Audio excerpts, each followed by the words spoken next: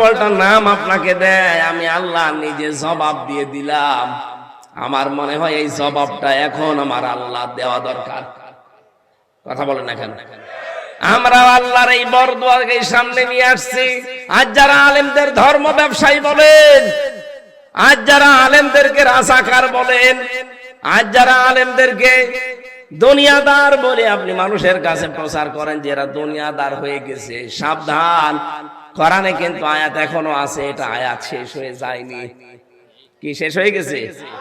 সুতরাং যারা ডক্টর মিজানুর রহমান আজহারীকে ধর্ম ব্যবসায়ী বলে চালাতে চান, আপনি নিজে ধর্ম ব্যবসায়ী। কথা বলেন না কেন? আপনি আমার নামে রাজাকার লাগিয়েছেন, আমার 33 বছর বয়স। কোন কারণে এগুলো করছেন? সাথে থাকলে মুক্তিযোদ্ধার, বাইরে গেলে রাজাকার। এটা তো ওই ফ্যাসিস্টদের কথা। ওরা এতদিন এই ধোয়া তুলে চেতনার নাম নিয়ে এই দেশকে শাসন করেছে। আপনি আবার ওদের পথে পা বাড়াবেন মানে? এদেশের মানুষের সেন্টিমেন্ট বোঝেন, এদেশের যুবকরা কি চায় ওই দিকে তাকান। এই পাঁচটাকে পাল্টিয়ে দিলাম।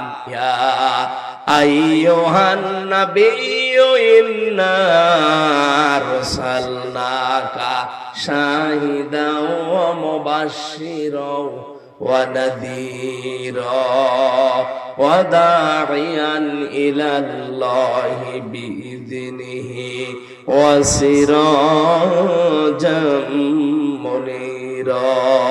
বলেন আল্লাহু আকবার।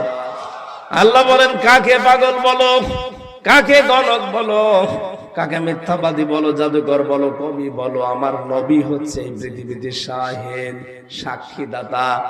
আমার নবী হচ্ছে সুসংবাদদাতা, আমার নবী সতর্ককারী, আমার নবী আল্লাহর দিকে আহ্বানকারী, আমার নবী সিরাজাম মুনীরা, উজ্জ্বল প্রদীপ। আমা সাহিবুকুম বিমাজনুন। কেন তাকে পাগল বলো? তোমাদের সাথী আমার নবী মুহাম্মদুর রাসূলুল্লাহ পাগল নয়। জোরে বলেন সুবহানাল্লাহ। অলিদ বিন মুগীরা ডাক দিয়ে বলছে, এভাবে যদি কাজ না হয়, আমরা কিছু কিছু লোক ঠিক করে রাখি। এক কাজ করো, দলে দলে দলে দলে বিভক্ত করে দাও মানুষকে। হাজিরা যেখানে যেখানে তাবু গাড়বে বাইরের দেশ থেকে এসে, আমরা যারা নেতা আছি এক এক নেতার সাথে 4-5 জন করে গিয়ে ওই তাবুর সামনে দাঁড়িয়ে ঘোষণা দেওয়া লাগবে মুহাম্মদের ব্যাপারে এমন এমন কথা যেন মানুষ ঘৃণা করে ওর কাছেও আসতে না চায়। ওরা যত অপপ্রচার করেছে, আমার আল্লাহ ওইটাই প্রচার হিসাবে নবীর পক্ষে চালিয়ে দিয়েছে। 1500 বছর আগে আমার মনে হয় ওই সময় আবার বাংলাদেশে ফিরে এসেছে ইসলামপন্থী মানুষদের, আলেম ওলামাদের, নবীর ওয়ারিসদের বিরুদ্ধে আজ যারা অনেকে এমন ভাবে আরম্ভ করেছেন, রব্বুল আলামিন ওই জামানায় নিজে জবাব দিয়েছিলেন। আল্লাহ পাক বলেন, ফাইন্নাহু ফাক্কারা ওয়া কদ্দারা ফাকুতিলা কাইফা কদ্দারা সুম্মা কুতিলা কাইফা কদ্দারা। ধ্বংস হয়ে যাক এই মানুষগুলো। কতিলা মানে এখানে হত্যা না, কতিলা মানে ধ্বংস হওয়া। আল্লাহ বলেন, আমি লানত দিলাম, আমি বরদোয়া দিলাম, আমি ধ্বংস কামনা করলাম ওই মানুষগুলোর যারা এতদিন আপনার সাথে ছিল, এতদিন আপনাকে দেখেছে, শুনেছে, বুঝেছে, অথচ আজ আপনাকে গালি দেয় জাদুকর বলে, মিথ্যাবাদী বলে, আপনাকে আজ গণক বলেন, কি উল্টা পাল্টা নাম আপনাকে দেয়। আমি আল্লাহ নিজে জবাব দিয়ে দিলাম। আমার মনে হয় এই জবাবটা এখন আমার আল্লাহ দেওয়া দরকার। কথা বলেন না কেন? আমরা আল্লাহর এই বরদুয়াকে সামনে নিয়ে আসছি। আজ যারা আলেমদের ধর্ম ব্যবসায়ী বলেন, আজ যারা আলেমদেরকে রাজাকার বলেন, আজ যারা আলেমদেরকে দুনিয়াদার বলে আপনি মানুষের কাছে প্রচার করেন যে এরা দুনিয়াদার হয়ে গেছে, সাবধান। কোরআনে কিন্তু আয়াত এখনো আছে, এটা আয়াত শেষ হয়ে যায়নি। কি শেষ হয়ে গেছে? সুতরাং যারা ডক্টর মিজানুর রহমান আজহারীকে ধর্ম ব্যবসায়ী বলে চালাতে চান, আপনি নিজে ধর্ম ব্যবসায়ী। কথা বলেন না কেন? আপনি আমার নামে রাজাকার লাগিয়েছেন, আমার 33 বছর বয়স। কোন কারণে এগুলো করছেন? সাথে থাকলে মুক্তিযোদ্ধার, বাইরে গেলে রাজাকার। এটা তো ওই ফ্যাসিস্টদের কথা। ওরা এতদিন এই ধোয়া তুলে চেতনার নাম নিয়ে এই দেশকে শাসন করেছে। আপনি আবার ওদের পথে পা বাড়াবেন মানে? এই দেশের মানুষের সেন্টিমেন্ট বোঝেন, এই দেশের যুবকরা কি চায় ওই দিকে তাকান। কে কথা বলে না কেন? নয়তো ওদের যে পরিণতি হয়েছে, ওদের তো 1 ভাগ, আপনি 99 ভাগ দেখতে পাবেন।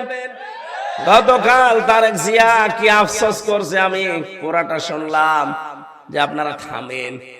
কারা যেন আমাদের ভেতরে ঢুকে আজ আমাদের দলটাকে, এই মাজলুম দলটাকে ধ্বংস করার জন্য অনেকে উঠে পড়ে লেগেছে।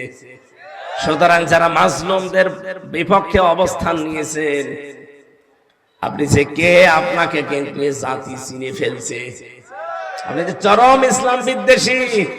আপনি ছাত্রলীগের সভাপতি ছিলেন, সেখান থেকে হাসিনা নমিনেশন দেয়নি, আপনি এসেছেন আবার এই মাজলুম দলে। এই কিশোরগঞ্জে বাড়ি, ফজু পাগলা, ও আলেমদের নামে এখন পাগল হয়ে গেছে, উলট পালট কথা বলছে।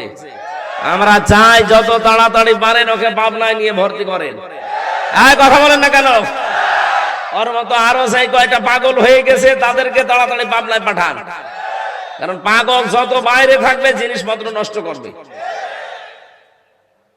কারে হাত ধরতে যে কামড় দিয়ে ফেলবে, এই কথা বলছে না কেন? বিশ্বনবীকে আল্লাহ জানালেন, হে নবী, জারনি, আমি তেলাওয়াত করেছিলাম, জারনি ওয়াল জারনি ওয়া মান খালাকতু ওয়াহিদা ওয়া জাআলতু লাহু মালাম মামদুদা ওয়া বানিনা শুহুদা। হে নবী, আপনি ছাড়েন, ওদের কথাটা ছেড়ে দেন, আমার দায়িত্ব ওদের দিয়ে দেন। আমি ওদের বানিয়েছি, আমি দেখতেছি। সুতরাং এই আয়াতটা পড়ার পরে ভরসা পাই, আল্লাহ তুমি নিজেই জানিয়েছো যে ওদেরকে তুমি ছেড়ে দাও, আমি দেখতেছি, আমরা ছেড়ে দিলাম। আর যারা এই মাজলুম দলগুলোর উপরে এরকম মিথ্যা অপবাদ চাপাতে আছে, তুমি তাদের দায়িত্ব নিয়ে নাও। আল্লাহ বলেন, আমি কিছু বলি না, যদি একবার ধরি ওরে আর ছাড়ি না। এজন্য আল্লাহর ধরা পড়ার আগে আপনি নিজেকে নিজে পাল্টান, নিজেকে থামান, নয়তো আল্লাহ যদি একবার ধরে ফেলে বাপ বলার সময় পাবেন না। রব্বুল আলামিন স্মরণ করিয়েছেন ওই লোকটাকে, হে নবী, আমি কিন্তু ওই লোকটাকে বহু কিছু দুনিয়ায় দিয়েছি। ওয়াজআলতু লাহু মালাম মামদুদা, বিশাল সম্পদের অধিকারী তাকে বানিয়েছি। তাকে নেই থেকে আমি আব্দুল উবাই বিন ওলীদ ইবনে মুগীরা বানিয়েছি। আপনি তাকান, এই লোকটাকে কত কিছু দুনিয়াতে আল্লাহ দিয়েছিলেন। ওয়াজআলতু লাহু মালাম মামদুদা ওয়া বানিনা শুহুদা, তাকে ধন সম্পদ এবং সন্তান সন্ততি দিয়ে, প্রভাব প্রতিপত্তি দিয়ে আল্লাহ ভরে রেখেছিলেন। এই 15.5 বছরে মানুষ যা কামাই করেছে আমরা দেখতে পেয়েছি। এই মানুষগুলো যদি আল্লাহর দিকে একনিষ্ঠভাবে ফিরে আসতো, জনগণের দিকে ফিরে আসতো, এই জনগণ কোনোদিন তাদেরকে তাড়িয়ে দিত না। আপনি কোন কারণে এটা করতে গেলেন? এখন তো নিজে ভোগও করতে পারলেন না, নিজের সন্তানাদি নিয়ে আরামে থাকবেন তাও পারলেন না, পুরা জীবনটা জাহান্নাম বানিয়ে ফেললেন। আমি মালয়েশিয়া ছিলাম কিছুদিন আগে, এসে দেখেছি ওখানে সাহেব পাড়া বানিয়েছে। কানাডায় তো আছে বেগম পাড়া, আর এখানে বানিয়েছে সাহেব পাড়া। থাকতে পারে না শয়তানরা, বানিয়েছে কোটি কোটি টাকা খরচ করে, কিন্তু থাকতে পারে না। যেই হোটেলে উঠলাম দেখি হোটেলের নিচে নামলেই দুইজন বসে বসে গল্প করছে। কি এখানে কি? বলে হুজুর আমরা আগেই পালিয়েছি। কেন থাকবেন না সাহেব পাড়া? আমরা ওখানে থেকে মার খাবো। এদেশের জনগণ আছে, বাংলার জনগণ এখানেও আছে, যদি দেখে যে সাহেব পাড়া এসে লুকিয়ে আছি, পিটিয়ে লাশ বানিয়ে ফেলবে। এখান থেকে শিক্ষা নেওয়া যায় না। আজ পাগল হয়ে গেছে, তাড়াতাড়ি, এত তাড়াতাড়ি আপনার দরকার কি? একটা সময় দেবেন না। 1628টা চেয়ারে জালেমরা বসেছিল, এখন ওই জালেমরাই আছে। ওই জালেম গুলোকে আজ নামানো লাগবে না। আন্দাজে নির্বাচন দেন, নির্বাচন দিয়ে করবে কি? আবার দিনের ভোট রাতে হবে। কথা বলে না কেন? কারণ জালেম গুলোকে যদি এখনো সংস্কার না করতে পারেন, এই চেয়ার গুলো থেকে নামাতে না পারেন, এরাই কিন্তু দিনের ভোট রাতে করেছিল। এরাই বিনা ভোটে নির্বাচন দিয়ে 154 জন ডিক্লিয়ার দিয়েছিল। এই জন্য তো আমরা চাচ্ছি হবে নির্বাচন, আমরা নির্বাচনের বাইরে না, বাধাও দেয় না, কিন্তু এটা সংস্কার করে দেন যেন দিনের ভোট দিনই হয়। এক লোক বিয়ে করার পরে বাসর রাতে এখনো ঢোকেনি, শাশুড়ি এসে বলছে বৌমা কি করবা জানি না, আমার কিন্তু নাতি চাই। মা সময় দেবেন তো। ননদ এসে বলছে ভাবি কি করবো আমি জানি না, আমার কিন্তু ভাতিজা চাই, তাও চাঁদের মতো সুন্দর। ঠিক আছে সময় দাও। শ্বশুর এসে বলছে বৌমা কি করবা জানি না, আমার কিন্তু বংশের বাতি চাই। ঠিক আছে। দাদি শাশুড়ি এসে বলছে বৌমা কি করবা জানি না, আমাদের কিন্তু পতি চাই। আচ্ছা দাদি সময় দেবেন না। স্বামী এবার এসে বলছে বউ কি করবা জানি না, আমার কিন্তু বেবি চাই। বউ ডাক দিয়ে বলছে তোমরা কি সব পাগলের গোষ্ঠী? কেবল হইলো বিয়ে, এখনো বাসরও হয়নি, কারো নাতি চাই, কারো পতি চাই, কারো ভাতিজা চাই, কারো বেবি চাই। তার মানে সময় দেবেন না। সংসার হোক 10 মাস 10 দিন যাক, তারপরে তো যার যা চাহিদা সব পাবেন। আমি কি ডাউনলোড করে নিয়ে আনবো?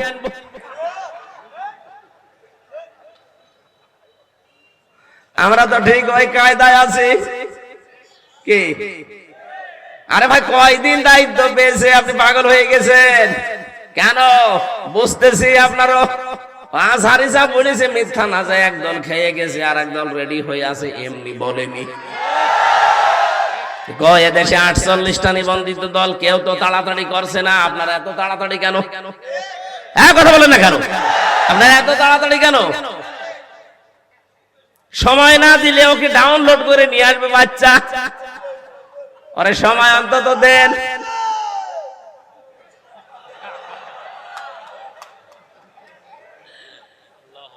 বিশ্বনবী মুহাম্মদ রাসূলুল্লাহ সাল্লাল্লাহু আলাইহি ওয়াসাল্লামকে আল্লাহ এবার জানিয়ে দিলেন ওরা যে ষড়যন্ত্র গুলো করেছে, যত উলট পালট নাম আপনাকে দিচ্ছে, আশেপাশে কথা বলছে, আপনার জবাব দেওয়াই লাগবে না, আমি আল্লাহ এবার নিজে ওর জবাব দিচ্ছি। বলেন সুবহানাল্লাহ। আল্লাহ রাব্বুল আলামিন বলেন ওমাহাদু লাহু তামহিদা সুম্মা ইয়াতমাউ আন আযীদা। ওই মানুষকে শুধু সম্পদ আমি দেইনি, ওটাকে ভোগ করার জন্য যত রকমের রাস্তা লাগে সব তাকে দিয়েছিলাম। আমি বাংলাদেশে জেলে যাওয়ার আগে জালেমদের বড় বড় মানুষের সাথে মিলে দেখেছি, এই মানুষগুলো দুনিয়াকে জান্নাত বানিয়ে নিয়েছিল। বাড়িতে হরিণ পুষত, খরগোশ পুষত, আর মেয়ে ছেলে যেগুলো আছে এগুলো তো সব আল্লাহর রাস্তায় কাজ করাতো। ওই যে পাপিয়ার নাম শুনেছেন, আমার পাশের ছেলে ছিল, বাংলাদেশের বিভিন্ন মেয়েদেরকে ও চাকরির নাম নিয়ে নিয়েছে, এই জালেমদের হাতে তুলে দিতেছে, এই জেনেন আনন্দ করেন, আর আমি অমকটা জারি করতে চাই, অমকটা করতে চাই, শুধু সই করে দেবেন। আমি কি বেশি বললাম? আমি নিজে দেখেছি এগুলো। ওরে শেষ পর্যন্ত পারে নাই কেরানীগঞ্জে রাখতে, এই মহিলা এমন উল্লট পালট মহিলা, শেষ পর্যন্ত ওরে পাঠিয়ে দিয়েছে আপনার এই কুমিল্লায়। এখানেও পারে না, এখান থেকে পাঠিয়েছে আবার ঢাকায়। ওরা যে সমস্ত কাজ কারবার করেছে, আনন্দ ফুর্তি, জীবনের যত স্বাদ আহ্লাদ সব মনে আছে দুনিয়ায় পূরণ করে নেবে।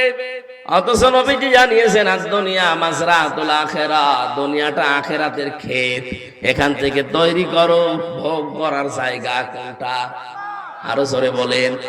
আল্লাহ বলেন এমন ভাবে আমি তৈরি করে রেখেছি, কুল আও নাব্বিয়ুকুম বিখায়রিম মিন যালিকুম লিল্লাযীনা তাকাউ ইনদা রাব্বিহিম জান্নাতিন তাজরি মিন তাহতিহাল আনহার। হে নবী, ওদেরকে বলেন আমি কি তোমাদেরকে এমন একটা উত্তম জিনিসের সংবাদ দেব, সেটা হচ্ছে জান্নাত, যারা তাকওয়া অবলম্বন করে আল্লাহকে ভয় করে জীবন চালাবে, এই মানুষগুলো শুধু মরতে দেরি হবে। এদের জন্য আমার আল্লাহ দলদেশ দিয়ে বয়ে যাওয়া নদী আর নহর, এরকম জান্নাত দিতে দেরি করবেন না। বলেন সুবহানাল্লাহ। এদেশে যারা একামতে দিনের আন্দোলন করে, আল্লাহর কসম ওরা ওইটা পাওয়ার জন্য সব সময় চেষ্টায় আছে। এখানে দুনিয়ায় আমরা কিছু পাই না পাই এটা আমাদের আফসোস নেই, আমাদের একটাই টার্গেট, আমাদের চোখ বন্ধ হওয়ার পরে যেন আল্লাহ পাক হযরতে আসিয়াকে যেভাবে জান্নাত তুলে ধরেছিলেন, আমাদের সামনেও যেন আল্লাহ তুলে ধরে। সূরা নাহলের ভেতরে আছে 38 নাম্বার আয়াতে পাবেন, কি 28 নাম্বার আয়াতে, আল্লাযীনা তাতাওয়াফাহুমুল মালায়েকাতু তাইয়্যিবিনা ইয়াকুলুনা সালামুন আলাইকুম উদখুলুল জান্নাতা বিমা কুনতুম তা'মালুন। মানুষের জীবন যখন পবিত্র হবে, পরিচ্ছন্ন হবে, ওলট পালট কাজ যখন জীবনে থাকবে না, এই মানুষটা পবিত্র জীবন নিয়ে যখন আছাড় খেয়ে মরণের বিছানায় পড়বে, ফেরেশতারা এসে বলবে ইয়াকুলুনা সালাম আলাইকুম উদখুলুল জান্নাহ, আল্লাহর বান্দা তোমাদের উপরে আল্লাহর শান্তি বর্ষিত হোক, কোনো চিন্তা নেই, প্রবেশ করো ওই জান্নাতে তোমাদের এই কাজ কারবারের কারণে। এখানে দুনিয়ায় কষ্ট হলেও স্বীকার করে নেন, আপনার জন্য আখিরাতে আল্লাহ বিশাল একটা ঘর আসিয়ার মতো বানিয়ে রেখেছেন। বলেন সুবহানাল্লাহ। আল্লাহ রাব্বুল আলামিন বলেন, হে নবী, আপনাকে আমি দেখতে পাচ্ছি আপনি শুয়ে আছেন, অনেক দিন হয়ে গেল ওহী আপনার কাছে যায়নি, ওঠেন তাড়াতাড়ি, সতর্ক করেন বান্দা বান্দীদেরকে। আজ অর্থনীতি অপবিত্র সুদ দিয়ে, এক কথা বলছেন না, শিক্ষা ব্যবস্থা সেকুলার দিয়ে পুরাটা অর্থ শিক্ষা ব্যবস্থা নাপাক বানিয়ে ফেলেছে। এই 15.5 বছরে কি আরম্ভ করেছিল আপনি টের পেয়েছেন? শিক্ষা ব্যবস্থার ভেতরে এই শরীফা নামের গল্প দিয়ে মানুষদেরকে সমকামিতা তৈরি করার চেষ্টা ছিল। নারী আর পুরুষ এ কোনো ভেদাভেদ থাকবে না, নারীতে বিয়ে করবে, পুরুষে বিয়ে করবে। এটা যদি ওই জালেমরা আজও থাকতো, আর এটা যদি সংসদে কায়েম করে ফেলতো, আদালত ওদের হাতে, বলেন তো আজকে আপনার মেয়েটা জীবনও নিরাপদ থাকতো? মহিলা হোস্টেলে আপনার মেয়ে আছে, আপনার ফুফু আছে, আপনার বোন আছে। এই লোকটা এতদিন ছিল শরীফ, ও বলছে না আমাকে যেমন শরীফা লাগছে, ও গেল যে বলছে আমি যেহেতু শরীফা আমার এই মহিলা হোস্টেলে সিট দেওয়া লাগবে, দিয়ে দিল। বলেন তো যতই শরীফা দাবি করুক মালটা কি? বলেন, যেখানে আপনার বোন আছে, আপনার মেয়ে আছে, আপনার ফুফু আছে, যতই শরীফা দাবি করুক মাল তো শরীফ।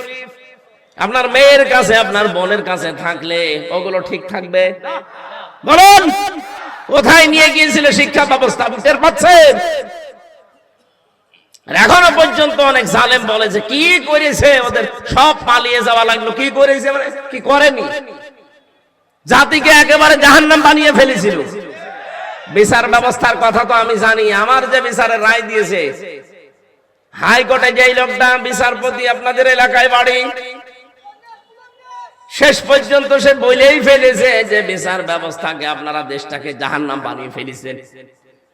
আপনাদের নিজেদের তৈরি করা বিচারপতি সে যদি এ কথা বলতে পারে, তাহলে দেশটা আসলে কি হয়েছে আপনি টের পাচ্ছেন। শিক্ষা ব্যবস্থা সেকুলার করে পুরা জাতি ধ্বংস করার লাইনে ছিল। ব্যবসাকে সুদ ভিত্তিক ব্যবসা করে পুরা ব্যবসাকে একেবারে ধনী আরো ধনী হবে। এস আলম 70 থেকে 75 হাজার কোটি টাকা মারিং কাটিং করেছে ইসলামী ব্যাংক থেকে। আর যারা গরিব ওরা আরো গরিব হবে। এই ছিল দেশের অর্থনীতি। সমাজ ব্যবস্থার দিকে তাকান, টাকা দিলেই বিচার উল্টিয়ে যায়, এরকম ব্যবস্থা ছিল না সমাজে। রাজনীতিতে কি ছিল, এটা তো আরো মারাত্মক। আল্লাহ বলেন, হে নবী, সব জায়গায় চলছে এরকম কাজ কারবার, আপনি বসে আছেন, শুয়ে আছেন, মানে ওঠেন, জাতিকে সতর্ক করেন, এই জায়গাগুলো থেকে জাতিকে মুক্ত করেন। রব্বাকা ফাকাব্বির, রবের বড়ত্বের কথাগুলো ওই জায়গায় থামান, ওই জায়গায় কায়েম করেন। সিয়াবাকা ফাতাহির, আপনার পোশাককে পবিত্র করেন। এখানে সিয়াব মানে শুধু পোশাক না, আপনার অন্তরকে পবিত্র করবেন, আপনার চিন্তাকে পবিত্র করবেন, আপনার বিশ্বাসকে পবিত্র করবেন। এই বাংলাদেশে যারা সত্যি একামতে দিনের দায়িত্ব পালন করে, যারা একামতে দিনের নেতা কর্মী, এদের বিশ্বাস, এদের ঈমান, এদের আকীদা সবচাইতে নির্ভেজাল। অথচ এই মাসলুম দলটার উপরে এই দেশে কিছু কুলাঙ্গার আছে, তারা এদের উপরে দোষ চাপিয়ে দেয় আন্দাজে মিথ্যা, যে এরা নাকি সাহাবী বিদ্বেষী, এরা নাকি আল্লাহ বিরোধী। একটা মাসলুম দল আজ 53-54 বছর বিনা কারণে মার খাচ্ছে, আর আপনি আন্দাজে দোষটা তাদের উপরে চাপিয়ে দেন। আপনার কি বিশ্বাস ফাঁসির দড়ি কোনোদিন গলার কাছে নিয়েছেন? আপনি যাদের বলেন যে আকীদা ঠিক নেই, এই মানুষটা তো ফাঁসির দড়ি গলার কাছে নিয়ে জীবন দিয়েছে। আমার নিজে সাক্ষী, আমার সামনে দিয়ে নিয়ে যাচ্ছি রে সামনে। এই মাজলুম দলের উপরে আন্দাজে উলট পালট দোষ দেবেন না। কিয়ামতে তহমতের গোনা নিয়ে উঠবেন। যেই লোক যে অপরাধ করে না, ওই দোষ যদি কারো উপরে কেউ চাপিয়ে দেয়, ওটা গীবত হয় না, ওটা কি হয়? তহমত। এটা আরো মারাত্মক। আশা করছি আপনারা থামবেন। আপনার পোশাক তো পবিত্র করাই লাগবে। বিশেষ করে আয়াতের তাফসিরে পড়েছি, পুরুষেরা কোনোদিন যেন টাকনুর নিচে পোশাক না পরে। যদি আপনি জান্নাত পান, তারপরেও টাকনুর নিচে পোশাক পরার কারণে এই জায়গাটা জাহান্নামে না চলে আপনি জান্নাত পাবেন না। সুতরাং এই কাজটা আমাদের আজকে থেকে করা যায় না। খালি নামাজের সময় একটু উঁচু করে নিন না। যারা এরকম পায়জামা, লুঙ্গি, প্যান্ট টাকনুর নিচে পরেন, নবীজি জানিয়েছেন কিয়ামতের দিন আল্লাহ তার দিকে নজর দিয়ে তাকাবে না। বলেন নাউজুবিল্লাহি মিন যালিক। অনেকে মনে করে এ আর কি, কতটুকু না, অনেক বড় কাজ এটা। আশা করছি আপনি এই কাজটা থেকে নিজেকে বিরত রাখবেন। আর রুজসা ফাহজুর, মূর্তি পূজা থেকে নিজেকে বাঁচান। আল্লাহ আমাদেরকে হাতে ধরে বাঁচিয়েছে। কোটি কোটি টাকা দিয়ে মূর্তির সংস্কৃতি এই দেশে আরম্ভ হয়েছিল। এই কথা বলেন না কেন? কোন জায়গাটা বাকি ছিল মূর্তি দিতে? মসজিদেও দেওয়া আরম্ভ করেছিল। মসজিদের টয়লেট, ওখানে দেখবেন ছবি টাঙানো আছে, বঙ্গবন্ধু টয়লেট। হ্যাঁ, আমি নিজে দেখেছি। খুলনায় এক জায়গায়, খুলনাতে এক জায়গায় টয়লেট করতেছে, দেখি মসজিদের টয়লেট, ওখানে ছবি টাঙানো আছে, নিচে লিখে দিয়েছে বঙ্গবন্ধু টয়লেট। হয়তো এরকম কোন অনুসারী বানিয়ে দিয়েছে। আরে ভাই, টয়লেটেও আপনার নাম লেখা লাগবে? মূর্তি পূজা থেকে মুক্ত করার জন্য লক্ষ লক্ষ নবী এসেছিল দুনিয়ায়। আমাদের নবী নিজে মূর্তি ভেঙেছেন না বানিয়েছেন? তা আপনি নবীর উম্মত দাবি করে মূর্তি বানাবেন কোন কারণে? ওয়ালা তামনুন তাস্তাকসির, হে নবী, বেশি পাওয়ার জন্য আপনি দান করবেন না। আজ এই স্বভাবটা আমাদের অনেকের ভেতরে আছে। মনে করে বেশি পরবর্তীতে পাবো, আগে থেকে কিছু দেই, পরবর্তীতে ওটা শোধ তুলে নেব না। ওয়ালি রাব্বিকা ফাসবির, আবার রবের নামে আপনি ধৈর্য ধারণ করেন। সুতরাং এখন যা চলছে, আমরা এই উস্কানিতে কেউ যেন পা না দেয়। যে যা পাগলের মতো পোলাপ বকছে বকুক, আমরা ধৈর্য ধারণ করব কার জন্যে? আল্লাহর জন্য ধৈর্য ধারণ করলে ওয়ালিদ বিন মুগিরাকে আল্লাহ যেমন সাইজ করেছিলেন, এদেরকেও আল্লাহ করবেন ইনশাআল্লাহ। ফাইদা নুকিরা ফিন নাকুর ফাযালিকা ইয়াউমাইযি ইয়াউমুন আসির আলাল কাফিরিনা গায়রু ইয়াসির। এখানে আল্লাহ জাহান্নামের এবং কিয়ামতের কিছু চিত্র তুলে ধরেছেন। কিয়ামতে আমরা যেন কেউ ধরা খেয়ে না যায়। ভাই, আমি যেহেতু অসুস্থ, আমি আর কথা বলতে পারছি না। যতটুকু বললাম বাস্তবে আল্লাহ আমল করার তৌফিক দিও। আল্লাহুম্মা আমিন। লা ইলাহা ইল্লা আনতা সুবহানাকা ইন্নী কুনতু মিনাজ জালিমিন। ও আল্লাহ, অসুস্থ শরীর নিয়ে কোথায় সে কুষ্টিয়া থেকে কোরআনের কথাগুলো বলার জন্য এই কুমিল্লা নাঙ্গলকোটে আসলাম। বাড়ি থেকে নিষেধ করে, পরিবার থেকে মানা করে, কিন্তু তোমার বান্দা বান্দিরা জোর করে আমারে নিয়ে আসে। মেহেরবানি করে আমার শরীরটা তুমি সুস্থ করে দাও, আমার কণ্ঠটা তুমি ভিক্ষা দাও। জেলখানার 3টা বছরের জীবনে আমি কোনোদিন বলি নাই, কিন্তু এখন বলছি, কারণ এখন আমার শরীরটা দরকার, এই কণ্ঠটা দরকার। মুক্ত জীবনে যখন ফিরিয়ে দিয়েছো আল্লাহ, তুমি আমার কণ্ঠ আর শরীরটা দয়া করে ভিক্ষা দাও। ওয়াইদা মারিদতু ফাহুয়া ইয়াশফিন, আমি যখন অসুস্থ হই তুমি তো আমাকে শিফা দাও।